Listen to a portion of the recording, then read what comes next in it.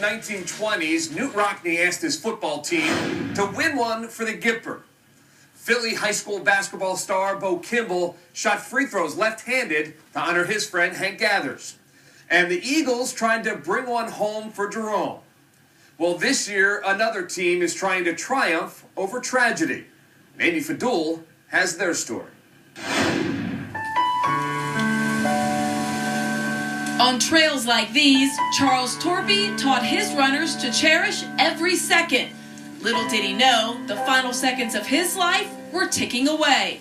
Last summer, the LaSalle cross-country coach suffered a heart attack while supervising a training run for one of his Olympic hopefuls here at Valley Green. The track and cross-country programs lost the man who had led them to 15 conference titles over 17 years. I wasn't really sure what to think.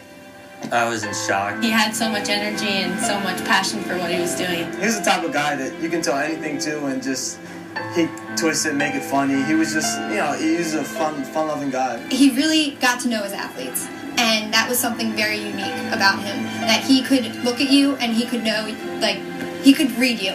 On short notice, Dan Ireland was brought in from Yale to help the Explorers cross-country teams race towards their ultimate goal, and that's to win conference titles for their dearly departed mentor. There's no game plan to kind of how to handle this opportunity, because there's not many people you can call up and say, how do you take over for a coach that's passed away?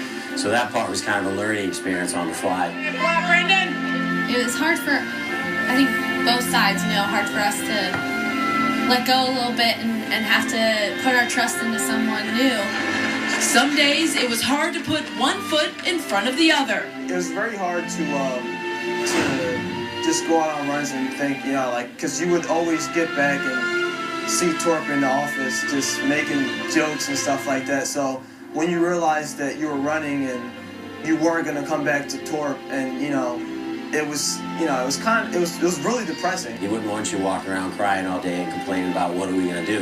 He'd want you going out there running hard, doing the things you know you can do, the things you can control, and the kids did that. They, from day one when I met with them, they were focused on this season. If he was a ghost in the office, he would be, reaming us out for not running if we didn't run. We knew that we needed to work hard and cope with this in a way that we could achieve that goal for him and for ourselves, because we knew that I think that's what he would want to do. Leading up to the Atlantic 10 Championships, neither the men nor women had even won a meet. They had come close, but on this October day in Charlotte, close just wouldn't do. A lot of us are not good at masking our emotions. So that day before 8-10s, it was real emotional, So we did all we can do to prepare ourselves for the emotional journey we were going to take. Oh yeah, there was a pressure. There was a lot of emotion that day. I think that a lot of us were pretty choked up on the starting line. So I think we made Coach Ireland a little nervous too, because we're all sobbing on the line right before the race. I feel like we all knew what we had to do, regardless of the fact, we all knew that he was the reason that we were there. Alfredo Santana set a blistering pace when he won the race and paced the LaSalle men to an easy victory. It literally felt like a movie. It didn't feel real for a while. So, it was, so just that motion just from us, going through what we had to do, and all the pressure finally lifted off your shoulders. It felt amazing. The guys went out and ran tremendous right away, which was great, but it put a little added pressure on the women, because now the men had accomplished the goal, and now the women had to do it. I saw Fredo finish and thought, okay, we really gotta, all the guys, how all of them finished. It was like, okay, we really, really, really gotta do this. It was hard not to be at that meet and not think about him and feel and just remember everything that he said before. As the women crossed the finish line, their fate would be in some doubt. It's an emotional roller coaster.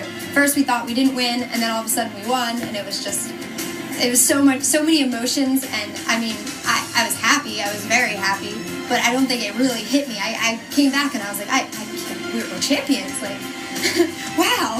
I felt like after we finally won, it was like we were a little more open about talking about him in general as well, just because we did this finally, and a lot of pressure, I think. was like off our shoulders. They accomplished their goal, and now Torp's memory will carry on through the life lessons he instilled in his athletes, who will carry on his legacy.